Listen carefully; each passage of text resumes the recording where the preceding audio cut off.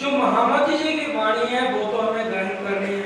और अगर हम 6 तरह की हम सोचेंगे हम तो मार्फत में पहुंच गए और हकीकत और शरीयत का हम कुछ भी ना करें, तो सुंदर साथ जी ऐसा प्राणनाथ जी ने नहीं कहा। उन्होंने हर सुंदर साथ को मुकुंददास जी को कहा, तो उन्होंने कहा अष्टपहर परम धाम के अंदर जो लीला होती है उसको आप सेवा पूजा में लिखिए।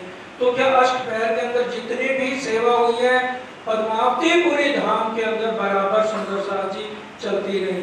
तो इसलिए जैसे जैसे वाणी के क्योंकि कुंजम स्वरूप की वाणी हमें समझ ही तब आएगी जब हम पूरी बीतक को बड़े ध्यान से समझेंगे। बीतक के अंदर किस किस जगह कौन कौन सी वाणी उतरी है उसका एक एक पहरा सिर्फ 2 मिनट के लिए आप ध्यान से सुनते जाएंगे।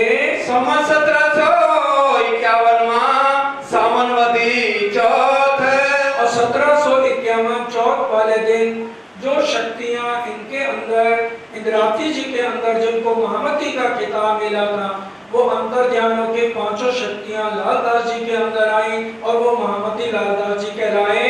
तीज भई रात घड़ी 14 उपरांत चौथ भई जब। तो ये दूज वाले दिन उन्होंने माफी मांग ली प्राणनाथ जी ने सब सुंदर साथ से, साथ जी ऐसी मैं तुम्हारी गुनहगार कर कर वाणी सुनाई तुमको किए खलक कुवार। तुम घर के अंदर बाल बच्चों में पोते पोतियों के साथ ठंडी हवाओं में बैठे थे और अब भी सुंदर साथ सब से आने वाले सुंदर साथ से भी कह रहे हैं आप अपने घर बार छोड़ के आते हो तो मैं तुम्हारी गुनहगार हूं। तो ये प्रकरण जो है उस समय दूज वाले दिन प्राणनाथ जी ने कहा, तीज वाले दिन उनकी तबीयत खराब हुई, चौथ वाले दिन सुबह अंतर ध्यान हो गए, पंचमी वाले दिन सुबह उन्हें घुमट जी में पधराया गया और उस दिन से महामती लालदास जी को हुक्म दिया कि सब सुंदर साथ के लिए आपको बीतक लिखनी होगी। लालदास जी ने रो रो के बीतक लिखी, कलम चल नहीं रही। तो जो सीन अंदर शक्तियां उनको दिखाती हैं वो देख देख के इस बीतक को उन्होंने लिखा है। वर्ष 76 में कम 2 मास 10 दिन 75 साल 9 महीने और 20 दिन तक ये इनका तन इस संसार में रहा। उसके बाद अंतर ध्यान हुए, 1 साल तक नीचे घूमट जी में सब सुंदर साथ जाते रहे। उसके बाद दरवाजा बंद हो गया, फिर 7 साल तक छत्रसाल जी के साथ दर्शन देते रहे बराबर, ताकि सुंदर साल को पूरा पता लग जाए 6ठे दिन का बादशाह शकुंतल है।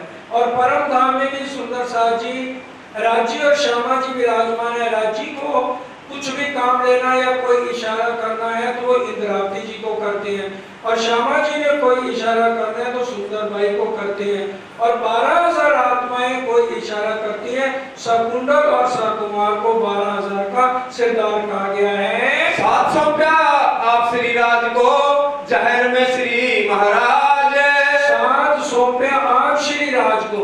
तो जब जाने लगे अंतर ध्यान होने लगे सदगुरुदेव चंद जी तो बातूनी रूप से श्री राज के हवाले कहा कि अब सुंदर साथ आपके हवाले है और जैनी में सुंदर साथ पे सदगुर और पूरा बॉस बना के शकुंतल सखी छत्रसाल जी के हवाले कर गए। महाराजा जी सो कहा मैं देखत हूँ एक तो मैं। महाराजा छत्रसाल को कहा मैं एक तुम्हें ही ध्यान लगाकर देखता हूँ। इसलिए लालदास जी को और छत्रसाल जी को कहा आपको पूरा जागने का काम करना। तो जगह जगह छत्रसाल जी ने जो भी सुंदर साल जी को वाणी की नॉलेज थी सब जगह भेजा गया कि वहां जाकर के तुम धर्म प्रचारक के रूप में रहोगे। छत्रसाल जी को भेजा धर्म प्रचारक के रूप में। किसी को भी छत्रसाल जी तक ये नहीं कहा गया कि वहां के आप गादीपति हो।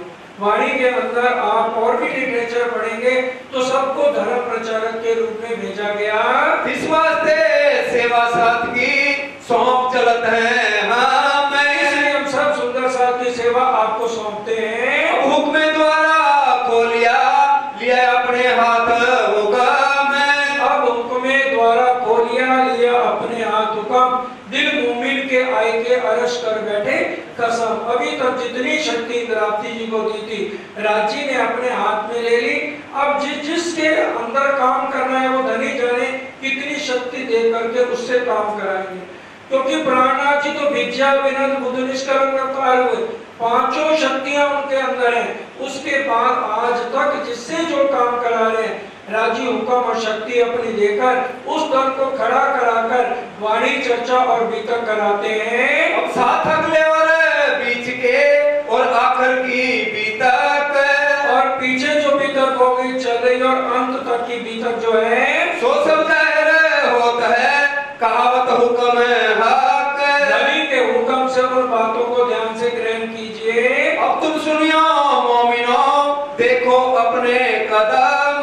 आप अपने कदम देखो, अपनी रहनी को देखो। सुंदर साथ जी, आपकी रहनी क्या है? साथ चले जिन भांत सो देत नसीहत आत्म। और जो जो सुंदर साथ है, आने वाले सुंदर साथ को उनसे नसीहत लेनी चाहिए। पूछ किया श्री भाई जी ने आगे श्री जी साहेब, श्री जी साहब के आगे तेज कुंवरी जी ने अंतर ध्यान की लीला करी, क्योंकि उन्होंने कहा मैं पतिव्रता हूँ, आपके होते होते मेरे को अपना शरीर छोड़ना है। जबकि उनकी आयु सतगुरु प्राणनाथ जी से बहुत कम थी, तेज कुंवरी जी की। उससे पहले फूलबाई के तन में थे। करुणामयी महेश सागर दोनों तनों के अंदर जो है उनकी शक्ति ने काम किया धामधनी की, और तेज कुंवरी जी को ही श्यामा जी कहा गया। लेकिन क्यों कहा गया? जबकि पांचों शक्तियां तो प्राणनाथ जी के अंदर है, लेकिन महाराजा छत्रसाल जी ने एक बात स्पष्ट कर दी कि जब तक आप तेज कुंवरी जी को अपने साथ नहीं बैठाएंगे मैं पूजा नहीं करूंगा, क्योंकि परम धाम में आप दोनों विराजमान हो।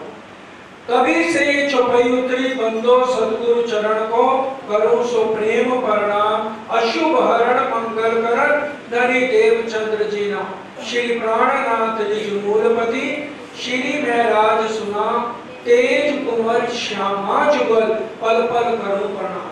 इसी कारण से महाराजा छत्रसाल जी को अमीरुल मोमिन सुंदर साथ जी कहा गया, क्योंकि सूरत के अंदर किसी भी सुंदर साथ ने अगर तेज कुंवरी जी को साथ बैठाकर आरती उतार लेते तो अमीरुल मोमिन भी भाई कहलाते। अमीरुल मोमिन कहने का ही यह भाव यही था कि जो उन्होंने युगल स्वरूप परम धाम वाला माना, उसी भाव से उन्होंने युगल स्वरूप की आरती उतारी है। जीत चली सब साथ में सब धन धन कहे अब, और वो जीत चली सब साथ में, क्योंकि जूनागढ़ के अंदर श्री जी ने एक बात पर ही तेज कुंवरी को स्वीकार किया था। क्योंकि जब वो तेज कुंवरी आई तो उनकी आयु उनसे बहुत कम थी, तो घूंघट निकाल लिया। उनके पिताजी साथ में थे, तो उन्होंने कहा बेटे मैंने तो तेरी शादी नहीं करी है, तो घूंघट किससे निकाल लिया? उन्होंने कहा ये मेरे पिछले जन्म के पति। तो वो जब गए महराज ठाकुर के पास उनके पिताजी, तो उन्होंने कहा ये कहती है कि मैं पिछले जन्म में आपकी पत्नी थी। तो श्री जी ने कहा अगर तुम पिछले जन्म में मेरी पत्नी थी तो बताओ पिछले जन्म में तुम्हारा क्या नाम था? उन्होंने कहा मेरा नाम फूलबाई था। तुमने अपना शरीर क्यों छोड़ा? तो तेज कुंवरी जी कहने लगी आपके गुरु पुत्र ने आपको दंड दिया था कि आप या अपनी पत्नी को रख लो या निजानंद संप्रदाय में रहो, तो इसलिए आपने छोड़ा था। उन्होंने कोई और ऐसी बात बताओ जिसको मैं और तुम जानते हो। उन्होंने कहा जब आपने पहले फूलबाई से शादी की थी तो अंदर डोली भी नहीं आई, आपने कहा पहले आप मंदिर में चलोगी मेरे साथ और वहां जाके सतगुरु जी से आपको तारतम लेना होगा, तब डोली अंदर घर के अंदर एंटर करेगी। तो पहले आपने मेरे को तारतम दिलाया था फूलबाई के तन के अंदर, और फिर आपने कहा आपने श्रीमद् भागवत में ये सुना हुआ था अपने सतगुरु के मुख से कि जो सोना पहनना है कलयुग के अंदर बुद्धि भ्रष्ट करता है। आपने मेरे से सारा जेवर मायके का ससुराल का सारा जेवर ले लिया था, और वो सारा सतगुरु के चरणों में दे गए थे। 4 कमरे थे, उसके अंदर 4थे कमरे में हम लोग रहते थे, और उसमें बहुत बड़े ड्रम के अंदर मेरी जितनी कीमती साड़ियां थी वो भी आप सतगुरु के चरणों में दे रहे थे। आपके ऊपर 14 तरह की बंदिशें गुरु पुत्र ने लगाई थी। आपने अच्छा खाना नहीं खाना, घोड़े पे नहीं आना, जेवर नहीं पहना, तखत पे नहीं सोना, नीचे सोना है, किसी सुंदर साथ के साथ ज्यादा बात नहीं करनी, अपने आप को धामधनी नहीं कहना, आप सेवक बन के काम करोगे। 14 तरह की बंदिशें बिहारी जी ने गुरु पुत्र ने आपके ऊपर लगाई थी। कहने लगे बस मेरी अब तसल्ली होगी, मुझे और कुछ नहीं पूछना।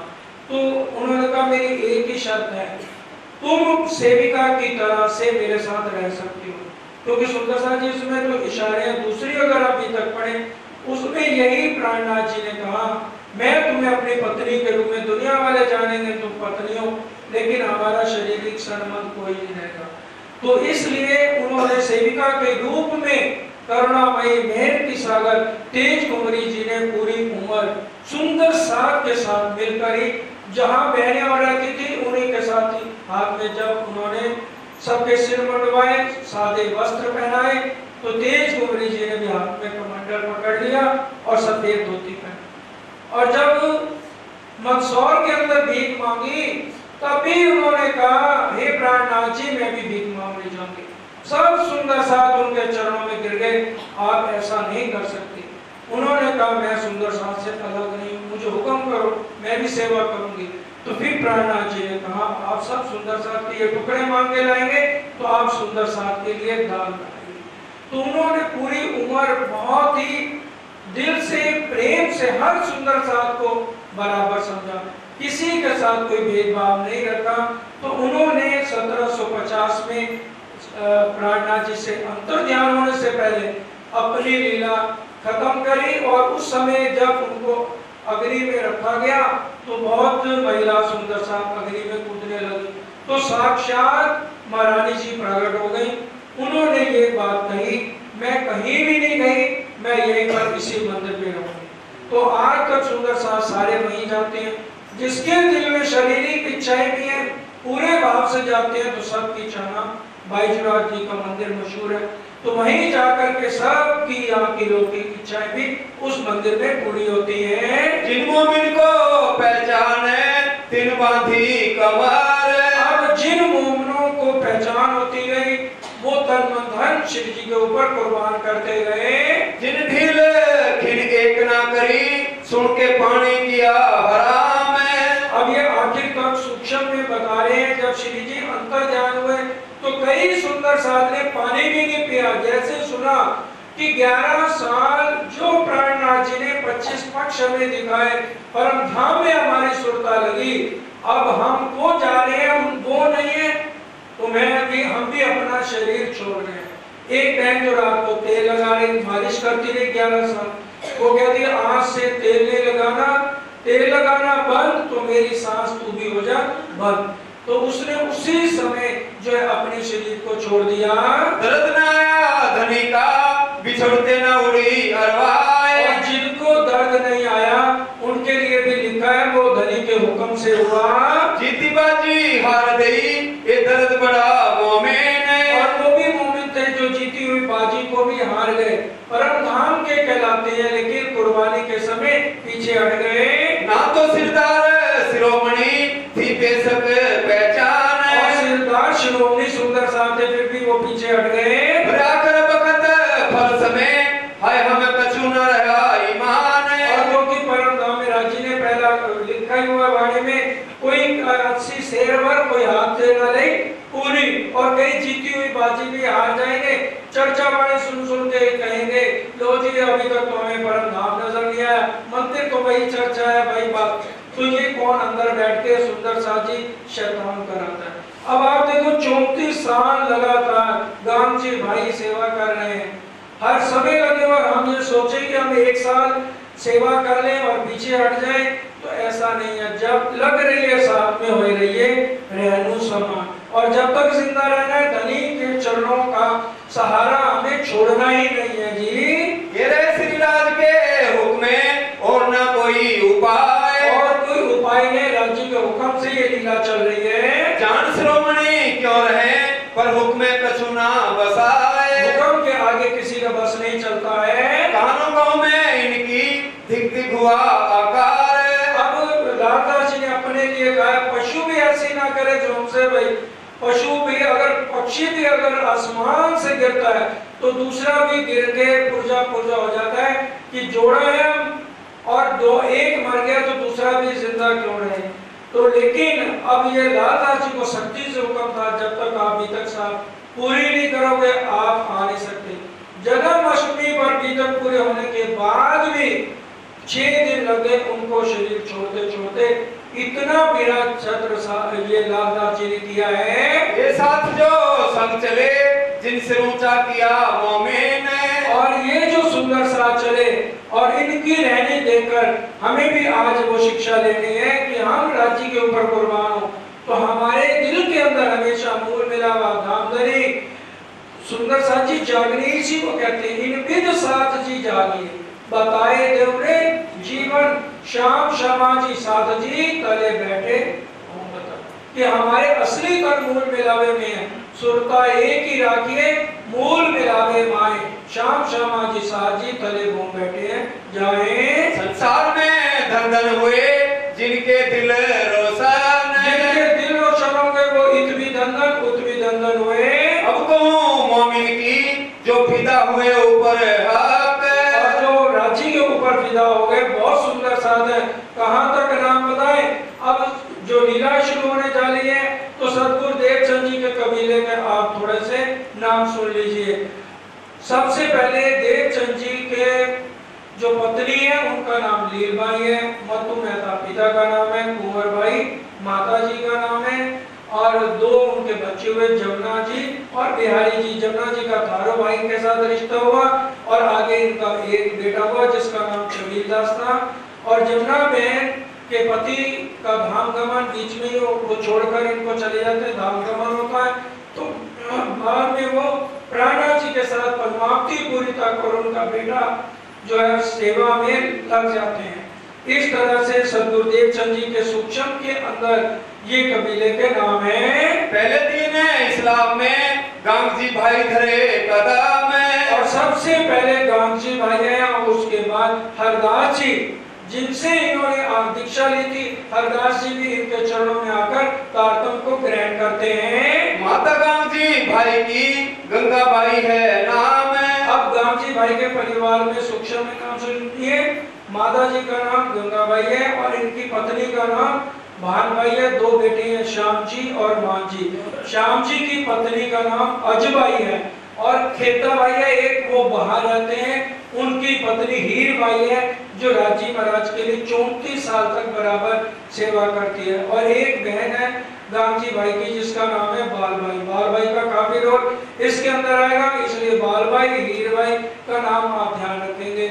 और अजबाई की बुआ का नाम मेघबाई है जो कि केशव ठाकुर परिवार में हरवंश ठाकुर जी की पत्नी है। बोला इसलिए हीरबाई रहे सेवा में सन्मुख। गांधी भाई की बरजा याद थी कि उनके भाई की पत्नी खेता भाई की पत्नी का नाम हीरबाई है। कई विध सेवा करके इन्होंने लिया थी सुख। कई तरह की रोजाना रसोई की सेवा हीरबाई के जिम्मे है। समय श्री देवचंद्र जी चर्चा करते जब, अब ये चर्चा इतनी जोर शोर से हो रही है और चर्चा में क्या होता है, सुंदर साथ जी सदगुरु देवचंद जी जब चर्चा कर रहे हैं उनके हृदय में से श्री कृष्ण जी प्रकट हो जाते हैं तो बाल लीला होनी शुरू हो जाती है। वो अगर ऐसे करते हैं दीवार के ऊपर तो देखते हैं कि वो कृष्ण जी छोटे बाल स्वरूप के अंदर लीला कर रहे हैं, माखन की लीला हो रही है। अब एक दिन सदगुरु देवचंद जी ने कहा हीरबाई को तुम कृष्ण जी को भी कहा करो कि वो भी भोजन करे। जब वो यहाँ पे लीला करते हैं तो वो बिना भोजन के चले जाते हैं। तो हीरबाई ने कहा मेरे कहने से क्या वो भोजन करने आएंगे? उन्होंने कहा क्यों नहीं आएंगे, तुम अर्जी करो। तो अर्जी करी तो श्री कृष्ण जी भी राज्य ही ऐसा ही लीला यहाँ पर आड़ी का लीला करके दिखा रहे। अब हीरबाई को कहा बीच में एक पर्दा करके दो थालियां लगाया करो, एक श्री कृष्ण जी की और एक मेरी थाली। तो उसी तरह से हीरबाई रोजाना अर्जी करके श्री कृष्ण जी को बुलाने लगी। एक दिन उसके अंदर अहंकार आ गया, देखा मेरे अंदर जो है कैसे मेरे कहने पर आ जाते हैं। अब वो अंदर तो राजी है, किसी का घमंड तो कैसे वो रखे। अब सदगुरु देवचंद जी यहाँ चर्चा कर रहे हैं, वो बहुत अर्जी करते थे श्री कृष्ण जी और श्री कृष्ण जी वो नहीं आए। अब बाद में जब चर्चा पूरी हो गई तो सदगुरु देवचंद जी को कहने लगे आज तो श्री कृष्ण जी नहीं आए। कह लगे तेरे अंदर घमंड आ गया, वो कहाँ से आएंगे? अपने घमंड को खत्म करके आवाज लगा अभी आ जाएंगे। फिर जब उसने निर्मल भाव से आवाज लगाई तो पर्दे के बीच में वो दूसरी तरफ आ गए। तो अब एक दिन कहने लगे भी कृष्ण जी पूछने लगे तेरे हाथ पे ये पट्टी क्यों बंधी हुई है? कहती बर्तन टूटे हुए मैं क्या करूं? तो दूसरे दिन सोने की उसको संग लीला दी। फिर देखा चम्मच टूटे हुए हैं, थालियां टूट, सारे बर्तन सोने के देने शुरू कर दिए। अब ये अजबाई जाकर के अपनी बुआ मेघबाई के घर जाती है, कहती है ए बुआ आप आकर के देखो वो पार ब्रह्म के अंदर से श्री कृष्ण जी निकलते, जो ब्रिज रास में हम गोपियां थी वो लीला हमारे घर हो रही है। महराज ठाकुर, ये केशव ठाकुर, इनके थोड़े से नाम समझ लीजिए। केशव ठाकुर है, दीवान के पद पर नौकरी करते हैं और उनकी पत्नी का नाम है धनबाई और इनके 5 बेटे हैं, सावरिया ठाकुर, हरमंस ठाकुर, गोवर्धन ठाकुर, महराज ठाकुर और उद्धव ठाकुर। और ये चौथे नंबर पे है महराज ठाकुर और तीसरे नंबर पे है गोवर्धन ठाकुर। गोवर्धन ठाकुर की आत्म का नाम है गुणवंती बाई और जो गांधी भाई हैं उनकी आत्म का नाम है धनबाई। अब ये आ जाते हैं और अब इनकी पत्नी गांधी भाई की जो पत्नी है उसका नाम है भानबाई। अब एक दिन जो है इनकी सतगुरु देवचंद महाराज जी की पत्नी लीलबाई अपने घर राज मंदिर में सो रही थी। रात को राजी श्री कृष्ण जी के रूप में आए और कहने लगे लीलबाई चलो परम धाम चलने का टाइम हो गया तुम्हारा, मेरे साथ परम धाम चलो। अब वो पतिव्रता स्त्री है, पूरी उम्र उन्होंने सतगुरु देवचंद जी के अनुसार अपनी जिंदगी काटी। चाहे वो घर में 3 घंटे आते थे तभी उसने कभी भी ये शिकायत नहीं करी आप इतनी पाठ पूजा क्यों करते हो। वो उसी में संतुष्ट थी कि जितना टाइम दे रहे हैं मैं संतुष्ट हूँ। अब वो कहने लगी हे पिता मैं कब चलूंगी, पहले मैं अपने पतिदेव से पूछे बिना आपके साथ नहीं चल सकती। तो श्री कृष्ण जी ने कहा ठीक है आप कल अपने पतिदेव से पूछ लो और फिर मैं कल रात को दोबारा आऊंगा तुम्हारे पास। अब दिन हुआ, अब लीलबाई जी गई, कहने लगी हे प्रीतम इस तरह से रात को धामधनी श्री कृष्ण के रूप में आए और मेरे को कहने लगे चलो मैं तुम्हें परम धाम ले चलता हूँ। सतगुरु देवचंद जी कह रहे हैं जिसको दूल्हा खुद लेने आ जाए उससे ऊपर बात क्या है। उनको 2 बातें कहना, एक तो जो है जो 2 बच्चे हैं ये किसके हवाले करके मैं चाहूँ। जब तक ये 2 बच्चे आप नहीं संभालोगे आप शरीर नहीं छोड़ सकते। और दूसरा सब सुंदर साथ के बीच में जब चर्चा चल रही हो तब धामधनी श्री कृष्ण बन के आए और तुम्हारा पल्लू सब सुंदर साथ के बीच में पकड़े और तब तुम शरीर छोड़ना। अगर उनको ये बात मंजूर है तो ठीक है। रात को फिर धामधनी जो है आई श्री कृष्ण जी बन के पूछ लिया पतिदेव से क्या कहते हैं पति तुम्हारे। उनका जो ये ऐसे ऐसे उन्होंने कहा है कि ये बिहारी जी और जमुना जी हैं, इनके 2 बच्चों का ध्यान कौन करेगा जाने के बाद। कहते वो फिक्र ना करो वो मैंने इंतजाम कर दिया है, गांधी भाई इनकी सेवा करेंगे। और दूसरी बात उन्होंने ये कही है कि जब चर्चा हो रही हो तो सबके बीच में आप इनको लेके जाएं। कहते ठीक है। अगले दिन सबके बीच में चर्चा हुई, आए और पल्लू लेकर के इन्होंने लीलबाई ने शरीर छोड़ा। इनसे पहले ही उनके माता पिता शरीर छोड़ चुके थे, बहुत वृद्ध अवस्था हो गई थी। वो भी इन्होंने अर्जी की थी सतगुरु देवचंद जी ने कि मेरे माता पिता अभी अपने पैरों पर चल रहे हैं तो अब इनका स्वास्थ्य ठीक नहीं रहता, आप इनको अब बुला लो। तो दोनों ने इकट्ठे ही शरीर छोड़ा। ये ऐसा आप दूसरी पीतल के अंदर पढ़ सकते हैं। अब इनकी पत्नी भानबाई है, अब उसको ये पसंद नहीं है कि मैं जैसे अपने बच्चों की सेवा करती हूँ वैसे ही सेवा मैं गुरु पुत्र इनके जो है सतगुरु महाराज की करूँ। हर रोज सुबह शाम बारी बारी आएगी, क्या लोगे अभी भूख है या थोड़ी देर तक खाना खाओगे। हर एक चीज ऐसे पूछना जैसे मथे पे तेवर चढ़े हो। अब गांधी भाई जी को ये पसंद नहीं थी। अब 400 से पहले ऐसा नियम था अगर पत्नी एक बार मायके चली जाए तो उसके बाद पति को ही लेने जाना पड़ता था। अगर पति लेने नहीं गया तो पूरी उम्र पत्नी वो घर में नहीं आ सकती। उन्होंने गांधी भाई ने अपनी पत्नी भानबाई के पिता की तरफ से एक चिट्ठी नकली लिखी कि गांधी भाई आप मेरी बेटी को भेज दो, मेरी तबीयत ठीक नहीं रहती, बहुत टाइम हो गया वो आई भी नहीं है।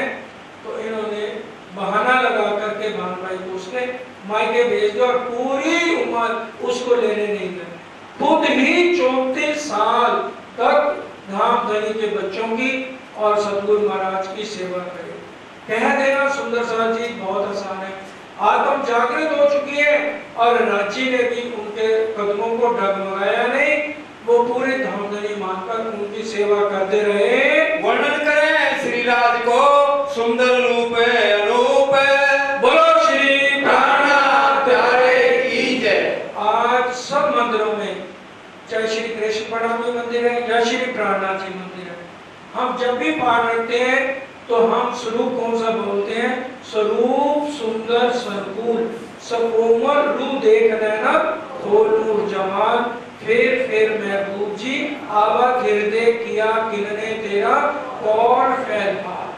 जो मूल मिलावे में हमारे धाम के धनी विराजमान है, वो कैसे हैं?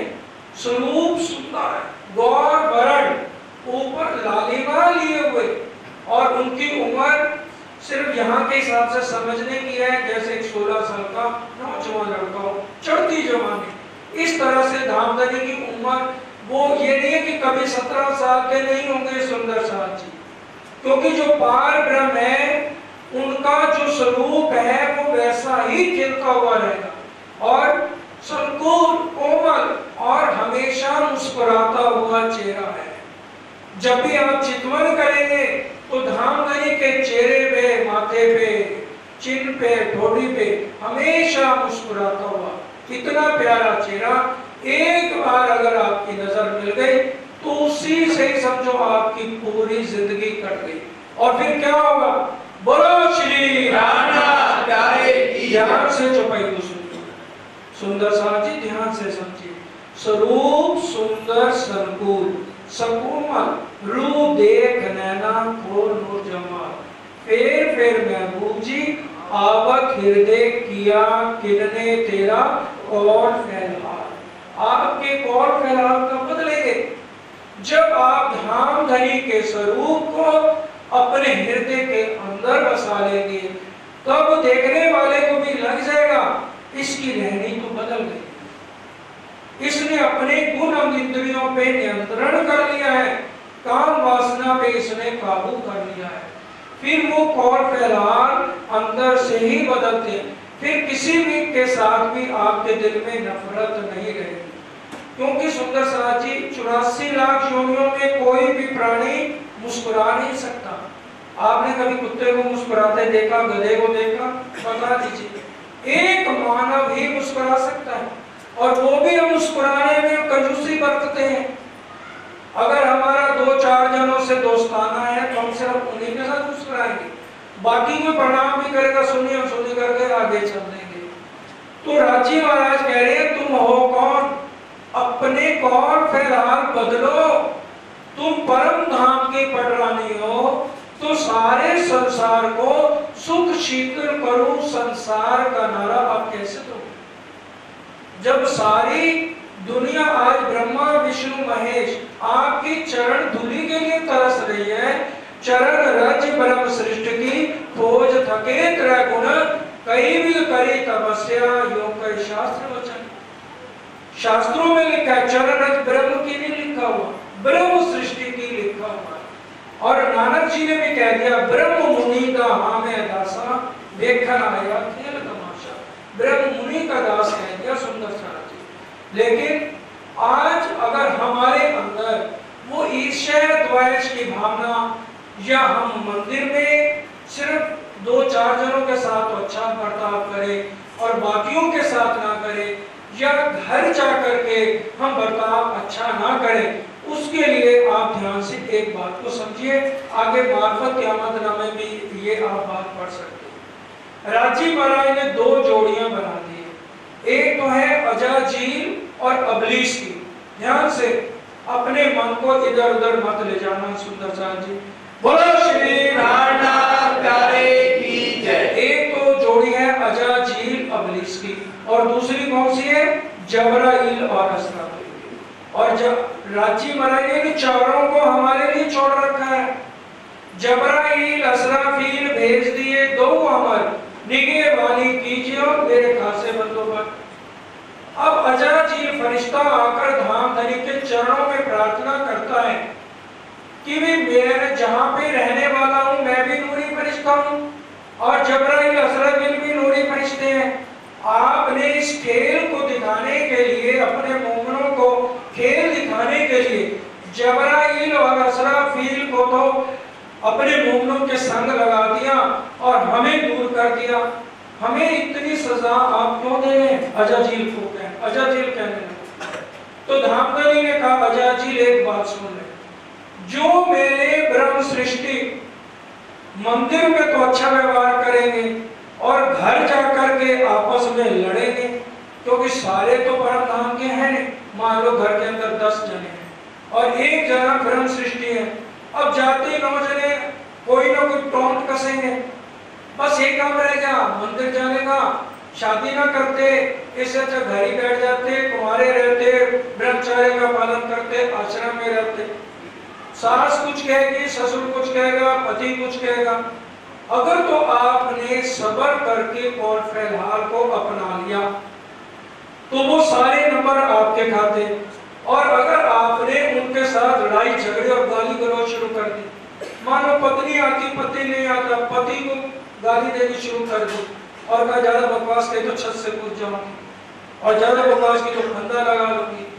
अगर आपने ये सारी बातें की तो ये सारे नंबर किसको चले जाएंगे? अजाजी। तो सुंदर साथ जी ये हमें विचार करना है। तो वाणी में इसलिए कहा गया है, स्वरूप सुंदर संकुल सकोमल रू देख नैना खोलो जमाल, फेर महबूब जी आवत हृदय किया किनने तेरा और फिलहाल। आपकी कहने, सुनने और रहने कब तब्दील होगी? जब आप चितवन करेंगे और कोई तरीका सुंदर साची नहीं। वाणी की बातें हैं जो हमें समझनी होंगी। निस दिन गरइये प्रेम सो श्री युगल स्वरूप के चरण, निर्मल होना याइसो और धाम भरना। हमें निश दिन, दिन और रात, दिन प्रातः उठते ही, क्योंकि श्रीमद् भागवत में भी कल आपने यही प्रसंग सुना कि 2 चीजें हैं। अगर हम आत्मा को पहले खुराक दे लेंगे सुंदर साथी, तो हमारी आत्म बलवान हो जाएगी। धीरे धीरे अगर आप चितवन करनी शुरू करेंगे, बिना पानी पिए ध्यान में बैठेंगे और वाणी पढ़ लेंगे, उसके बाद झूठे इस पिंड को खाना देंगे, आपकी आत्म बल पकड़ना शुरू कर देगी। और बार बार अगर धाम धनी का आप वर्णन अपने हृदय में लेंगे और रात को सोते हुए मूल मिलावे में प्रणाम करिए। पद्मावती को पन्ना परम धाम में कहा गया, सब मंदिरों में प्रणाम करो, फिर युगल स्वरूप के मूल मिलावे में प्रणाम करो, कभी आपको सपने नहीं आएंगे। कई कहते हैं हमें तो 3-3 बजे तक नींद नहीं आती, हमें नींद की गोली खानी पड़ती है। आप प्रैक्टिकली वाणी के अनुसार चल के तो देखिए, सुबह और रात जो चितवन करेंगे और सोने से पहले सब सखियां अपने मंदिरों पधारी, श्री राज जी सब मंदिरों पधारे। कभी नहीं हो सकता कि उनको रात को नींद न आए, पूरी बराबर नींद लेंगे और हर तरह से उनका जीवन सफल हो जाएगा। पार ब्रह्म का ध्यान करें और जीवन सफल न हो। सुंदर साथ जी ऐसा हो नहीं सकता। वाणी तो उठना कैसे है, बैठना कैसे है और दूसरों के साथ, छोटे के साथ कैसे बात कर रही है, हर तरह से हमें प्रेम की परिभाषा सिखा रही है। ब्रजरस लीला को बड़ो दिखावे बोझ। अब ये सतगुरु देवचंद जी क्या कर रहे हैं? ब्रिज रास की लीला का बड़ा दिखावे बोझ। क्योंकि अब पता लग गया श्रीमद् भागवत के जो भी ये सुन के आते थे कांची भट्ट से, तो वो बराबर अर्थ नहीं समझा पा रहे, क्योंकि पराशक्ति का ज्ञान नहीं आया। अब पराशक्ति का ज्ञान इनके अंदर आ गया है, तभी वाणी में चौपैया थी, या पुराण या पुराण एक कागज 2 प्रमाण। चाहे श्रीमद् भागवत है, चाहे गीता है या 18 पुराण आते हैं, ये क्या है? हमारे लिए गवाहियों के रूप में। इष्ट हमारे कौन है? परम धाम में, या ये कुलजम स्वरूप प्राणनाथ के स्वरूप के समान है। इसको हमने कभी भी ये नहीं समझना ये एक किताब है। जो इसको किताब समझेगा, कई बार हम सुंदर साथ को देखते हैं, मंदिर में आते हैं, प्रणाम नहीं करते और वो ऐसे बैठ जाते हैं। तो हो सकता है वो उन्होंने अभी तारतम ना लिया हो। तारतम लेने के बाद ये कभी किसी को नहीं करना चाहिए। हम इसको किताब ना समझे, प्राणनाथ का स्वरूप समझे, हम प्राणनाथ जी के चरणों में प्रणाम करें। यही तो हमारी 6 तरह की बंदगी है। प्रणाम हम यहाँ करें और हमारी आत्मा मूल मिलावे में आए। शरीयत तरीकत हकीकत मार्फत। प्राणनाथ जी आगे आप अष्टप्रहर में सुनेंगे। अष्टप्रहर में अंदर रोजाना 6 तरह की बंदगियों की पहचान कराते हैं। घर में भी अगर हमने राजी रखे हैं, हम ये नहीं दूर से बस ये कर दे, बाहर जूते पहने प्रणाम और औचक पड़े, ऐसे नहीं। जूते उतारिए, प्राणनाथ का स्वरूप मान के पूरे ध्यान से विधिवत होकर के 1 घंटा चितवन करो कम से कम, और 1 घंटा वाणी पढ़ो। 24 घंटे में 1 पैर ना दो तो 2 घंटे तो राजी को दो। अगर पहले आप नाश्ता चाय पिएंगे तो सारा दिन मन आपका भारी रहेगा, राजी के नजदीक नहीं जाएंगे। फिर आप कहेंगे हमारी तो चितवन नहीं लगती, हम 10 बजे चितवन करेंगे, तो कैसे हमारी सुंदर साजी चितवन लगेगी? उगया सूरज वेग के लेत अंधेरी के, जैसे सूरज की किरणें निकली सब समझो कि खून से नहाए।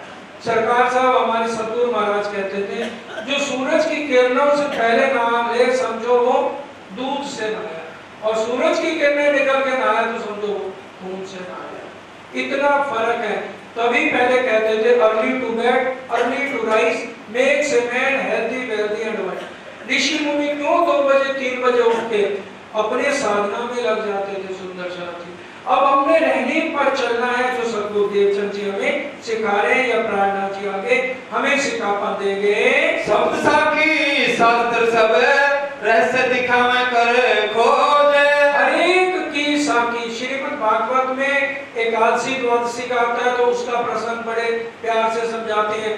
अगर श्री कृष्ण की त्रिधा लीला का वर्णन आता है, कृष्ण कृष्ण सब कहे भेद न चीने कोय, नाम एक विध होता है लीला क्रय विध हो।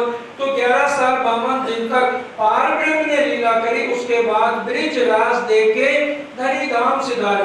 तो चौथी पांचवी बहिष्ठ में कोई भी शक्ति धाम धनी की उसके अंदर नहीं है, न आत्माओं की आत्मा है, परम धाम की आत्माएं भी उसमें नहीं है, खाली योगमाया की शक्ति पे वहां पर लीला हो रही है। रास के अंदर हमेशा रात रहती है, दिन नहीं होता। जहाँ पर ब्रिज की लीला है वहां दिन भी हो रहा है और रात भी हो रही है। अंग में बड़ो उमंग साथ मिलावने को, दिल में बड़ी इच्छा है कि ज्यादा से ज्यादा सुंदर साथ इकट्ठा हो। एक नया कोई जो आवत तो उमंग न मावे आग, सुंदर साथ को बुलाते हैं, अगर कोई एक नया भी आ गया है तो सोचते हैं कि इनको धाम धनी ने भेजा। तो धाम धनी ने क्या था, मैं भेजूंगा तमाम जो भी आ जाए उसके साथ सबके साथ बड़े प्रेम से व्यवहार होता है। अब कहो कबीला श्री महाराज का करी श्री देवचंद्र जी मेहर। आप कबीले के नाम सारे सुन चुके हो कि केशव ठाकुर हैं और उनकी माता जी का नाम धनबाई है और 5 बेटे हैं। और अब आगे चलते हैं। दीव में जो साथ है एक कंसारा जयराम है, और दीव अंदर में जयराम कंसारा है, वो सतगुरु देवचंद जी से तारतम जरूर ले लेगा, लेकिन सो जाएगा। बाद में प्राणनाथ जी जाके उसकी कुंडली खड़काएंगे और फिर कहेंगे आओ महाराज कैसे आए हो? तो वो कहते हैं भाई मेरे को धामधनी ने भेजा है। तो ध्यान करना कि राजी महाराज आके आपका कुंडा खड़काए। हाँ भाई सो रहा है या जाग रहा है? कितना तो मंदिर आता है, क्यों नहीं आता मंदिर? प्राणनाथ जी का आदेश क्यों नहीं मानता? उनका यही सिखापन है हर सुंदर साथ के लिए। महामती कहे कोई दिल दे, ए देखेगा मजबूर, 3 रूप पर ईमान का बरसे बतनी। जो नियम प्राणनाथ जी महाराज लालदास जी छत्रसाल जी बना ले कि सावन में 1 महीना बीतक इसीलिए होती है ताकि हमें कुलजम स्वरूप के समझ आने शुरू हो जाए। जब तक हम बीतक साहब नहीं समझेंगे तब तक हम कुलजम स्वरूप को नहीं समझ पाएंगे। इसलिए बीतक साहब के साथ साथ प्रसंग के साथ वाणी गाय का एक पैरा खाली कराया जा रहा है। कौन कौन सी वाणी किस जगह उतरी है उसका हमें पता लगे कि भी ये वाणी यहाँ उतरी और इसका सूक्ष्म में ये अर्थ होता है। और धनिया ने इनकी थी दाखिल निज धाम, और इनकी जयराम कंसारे की भी धनियानी दाखिल हुई। और ना था जोशी ठट्ठे बिने संग बड़ा भावजी ये, और नाथा आएगा ये भी प्रसंग सारा।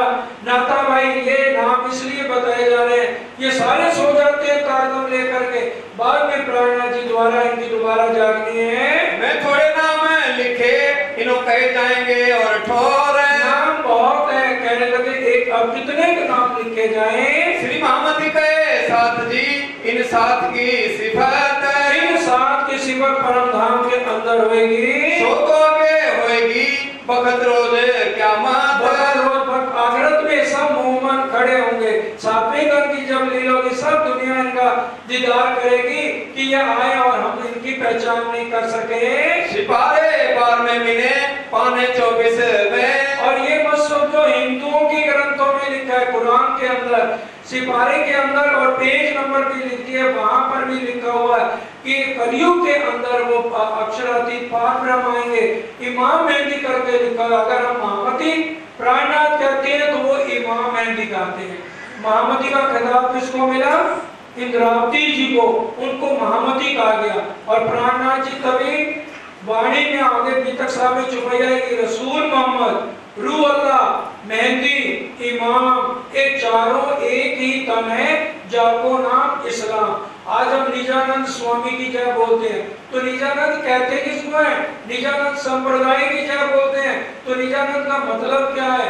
रसूल मोहम्मद, अक्षर की आदम, रसूल मोहम्मद, रूह अल्लाह, श्यामा जी, मेहंदी, इंद्रावती जी और इमाम। इमाम कौन? प्राणनाथ स्वयं। ये चारों एक ही तन है, जाको नाम इस्लाम। इसी को ही निजानंद कहा गया है। तफसीर के 301 तुम देखियो 3। अगर किसी के दिल में संशय है कि ये रूह अल्लाह, अभी चौपाई की 990 मासना हुए रसूल को जब रूह अल्लाह मिस्र गाजियों मोहम्मद उतरे तक, तो ये सारा वर्णन आप कुरान में पढ़ सकते हैं। 301 नंबर पेज पे है। श्री देवचंद्र जी स्वरूप को हक दिया तारतम नूर, और तारतम नूर दिया रूह अल्लाह करके कुरान के अंदर लिखा है।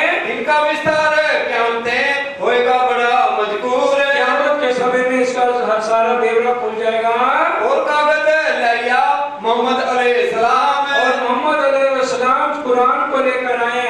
90,000 अरब सुने थे, लेकिन जैसे बार आए 60,000 भूल गए। जैसे धामधनी ने इश्क खींचा, 30,000 कुरान के अंदर शरीयत के वर्णन करे गए।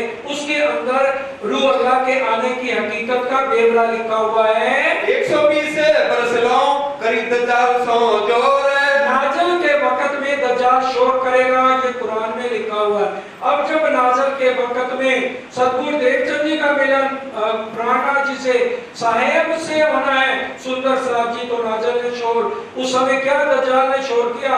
उनको कितने ज्यादा बीमारी ने घेर लिया था। श्री जी साहेब जी और ग्रहसों लड़ा इन्हें दरमियान, और चौथे, पांचवें, छठे दिन की 120 वर्ष की बात कही गई है। 1638 से लेकर के 1758 तक ये चौथे, पांचवें, छठे दिन की लीला के 120 वर्ष कहे गए हैं। बीच बिहारी जी के बैठ के कहा किया बड़ा कुफरान है। जब सतगुरु देवचंद जी आए या प्राणनाथ जी आए, दज्जाल ने जोरा किया है। और बिहारी जी के अंदर बैठकर हर एक समय उन्होंने प्राणनाथ जी को कितने सुए चुभोए हैं, कितना तंग किया है। कंस के साथ अगर कृष्ण न होते तो कृष्ण की महिमा आज क्यों होती? राम भगवान के साथ रावण न होते तो आज राम को मर्यादा पुरुषोत्तम राम क्यों कहते? अगर प्राणनाथ जी के साथ बिहारी जी न होते तो आज प्राणनाथ जी की पहचान कैसे हो पाती?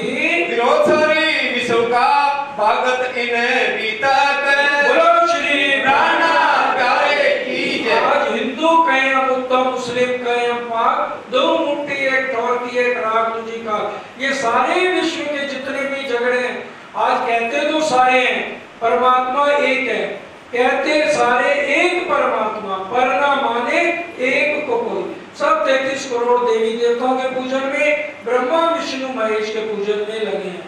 तो ये जितने भी पूजन है कोई गलत नहीं है, क्योंकि वाणी में कहे सो तेता ही बोलिया, जो गया जहां लो चल, अपने अपने मुख से बयां करी मंजिल। प्राणनाथ जी ने आकर के किसी की गद्दी छीनने नहीं आए, या देवी देवताओं को यहाँ बदनाम करने नहीं आए, या उनकी गद्दियां छीनने नहीं आए, लेकिन उन्होंने ब्रह्म वाणी के अंदर जिसका जहां जहां ठिकाना है, सुंदर साहब जी, वो जरूर बता दिया है कि अगर हमारे जीव को मुक्ति मिलनी है तो हरिवंश पुराण के अंदर भी उन्होंने स्पष्ट लिखा दिया कि जैसे अभावी नो भविष्यन्ति मुनियो ब्रह्म रूपना उत्पन्नाय कलियुगे प्रधान पुरुषे आश्रया कथा योगान तान सर्वान उज्जशन्ति मानवा जीव श्रेष्ठ उदाहरणम। अगर कोई जीव प्राणा जी के चरणों में आकर के सजदा बजाएगा तो वो गारंटी से है उसके जीव को भी मुक्ति मिल जाएगी। अगर किसी ने इन श्लोकों को पढ़ना है तो वो हरिवंश पुराण के अंदर पढ़ सकता है। सबको पहचाने हो वही पहुंचे कदमों हक। अंत में सबको पहचान होगी, पहले मोमिनों को पहचान करानी जरूरी है। इसलिए वो मेले भंडारे कर करके सब सुंदर साथ को इकट्ठा करते हैं। आज हम कहें मेले भंडारों में क्या रखा है, हम मेले भंडारों में इकट्ठे होते हैं, बीतक साहब में इकट्ठे होते हैं। अब क्या लिखा है, विश्व सारे सब विश्व का विरोध इस बीतक से भागेगा। इस बीतक के अंदर इतनी ताकत प्राणनाथ जी ने भरी है। अगर हम बीतक को सही ढंग से हर साल समझने की कोशिश करते हैं सुंदर साथ जी, तो पूरी वाणी आपको समझ आ जाएगी, किसी से तालीम लेने की जरूरत नहीं पड़ेगी। प्राणनाथ जी ने कह दिया, हक वतन की बारीकियां हके दिया बत, ना सीखे ना सिखाए ना सोते, हक मेर थे पावत। उनकी मेर कब बरसेगी सुंदर साथ जी, जब हम बैठेंगे हमें पता ही नहीं लगेगा राज्य हमारे ऊपर कब मेर उड़ेल देंगे। फिर हम कहेंगे हमारी रहने में बदलाव आना शुरू कैसे हो गया, हमें ही नहीं पता लगेगा। जो जैसा मनोरथ करत है मन में, और जैसे जो कोई मनोरथ करता है पूर्ण सभी होता है सोबत मोमिनों से। और मोमिनों की सोबत से उसके मनोरथ भी सारे पूर्ण हो जाएंगे। महेश्वर तंत्र में तो यहाँ तक लिखा है, अगर कोई जीव ब्रह्म सृष्टि की सोबत में आ जाता है तो उस जीव के पिछले जन्म के 70,000 गुना माफ हो जाए। या महेश्वर तंत्र के अंदर पढ़ सकते हैं सुंदर साथ जी। तो मोमिनों की कितनी बड़ाई लिखी है, लाडलियां लाहूत की जाकी असल चौथे आसमान, बड़ी बड़ाई इनकी जाकी सिमत करे सुभान। खुद प्राणनाथ जी मूल मिलावे में बैठ के अपनी लाडलियों की सिमत करते कहते हैं, मेरी जवान थकती नहीं, मेरी ये लाडलियां परम धाम की हैं। और आज हम तरसते हैं धाम धनी के मुख से कब मेरे लिए लाडली शब्द तो निकल जाए। और जिसके लिए निकल जाए उसके तो कितने भाग ऊंचे की धाम धनी के मुख से उसको आवाज आ रही है और वो मेरे को लाडली बुला रहे हैं और कह रहे हैं, लाडली तू घर क्यों बैठी है, मंदिर में तो आ मेरे पास, देख जितना तेरे पास है मैं उससे ज्यादा इस साल तेरे को और भी ज्यादा दे दूंगा, ए बैठक ना कीजिए। सुंदर साथ जी, हमारी आत्म की यही तो 1 महीना खुराक है और इसी खुराक के साथ ही हमने पूरा साल बिताना है। ये हमारे अंदर ऐसी बारिश कर देगी हमें साल भर फिर और खुराक की जरूरत नहीं पड़ेगी। बादल बरसिया लू अल्लाह, बूंदे लही सो दिन, और कोई ना ले सकिया बिना अरश रुआ। तो ये कौन लेगा, आप सब परम धाम के हो, तभी तो आपको रांची में राजा पकड़ के ला रहे। तुम्हारी टाइम आ जाओ, हम कहते हैं हम रांची को पहले याद करते हैं। रांची कहते हैं गलत है, पहले मैं तुम्हें याद करता हूँ, बाद में तुम्हें मेरी याद आती है, तब तुम मंदिर में आते हो। जिस दिन तुमने ये सोच लिया हमने मंदिर जाना है और 1-2 दिन आप कारणवश, 1 हफ्ता कारणवश नहीं आ पाते, समझो आपकी हाजिरी पहले दिन से लग गई, आंखों में चुभाई है, तो सुन लो सुंदर साथ जी, आपके दिल में संशय न है। बोलो श्री प्राणनाथ प्यारे की। अब कब के प्रसंग में ही आएगा, महराज ठाकुर सतगुरु के चरणों में कब आए, 12 साल 2 महीने और 10 दिन के थे, लेकिन उनके दिल में चाहना कब उत्पन्न हुई थी, 12 साल 2 महीने और 4 दिन। तभी से उनकी हाजिरी लग गई रांची के दरबार में। 6 दिन पहले उनके दिल में आना शुरू हो गया कि मैंने निजानंद स्वामी के दर्शन करने जाना। तो इसलिए अगर हमारे दिल में बीतक साहब सुनने के लिए आ गया और कारणवश अगर हम 5-7 दिन 10 दिन नहीं आ पाए, लेकिन हाजिरी तो आपकी तभी से धामधनी लगा रहे हैं और फिर आप आवाज लगा के किसी न किसी थ्रू संदेशा भी भेजते हैं, ए मेरी लाडली सखी तू घर क्यों बैठी है, मंदिर आएगी तो तेरी खुराक है, इसको लिए बिना क्या करोगे, ये शरीर तो 7.5 मन की लकड़ी में फूक जाना है। सुंदर साथ जी, हम हिम्मत करें, ये दर्दे और ये शरीर को है। सतगुरु देवचंद जी लगातार 14 साल आते रहे, उनके पिता ने मना किया मत जा, आज 1 दिन नहीं जाएगा तो क्या फर्क पड़ेगा। क्या कहते हैं, अरे शरीर बीमार है कि मेरी आत्मा बीमार है, दर्द मेरे शरीर को हो रही है कि मेरी आत्मा को हो रही है, तो भी अलर्ट होके पूरी श्रीमद् भागवत ग्रहण करते हैं। अगर हमें कोई तकलीफ है शरीर की, हम दवाई ले लें, उसके ऊपर घुटनों पे तेल लगा लें, फिजियोथेरेपी। आज तो अब नीचे भी फिजियोथेरेपी का प्रबंध किया, घंटा पहले अगर अपनी फिजियोथेरेपी कराना, जिसको राज्य महाराज के हर सुविधा श्री प्राणनाथ मंदिर हमारे सतगुरु महाराज करके गए। तो हमें सुंदर साथ जी, सब सुंदर साथ से चरणों में प्रार्थना, ये ब्रह्म ज्ञान है और ये धाम धनी की मेहर से आपको आत्मा की खुराक मिल रही है। ये खुराक आप लेंगे, आप खुद महसूस करेंगे कि आपकी जिंदगी में कितना बदलाव आ रहा है। अब समय पूरा होता है, सब मिलकर चौपाई करेंगे। होत तिन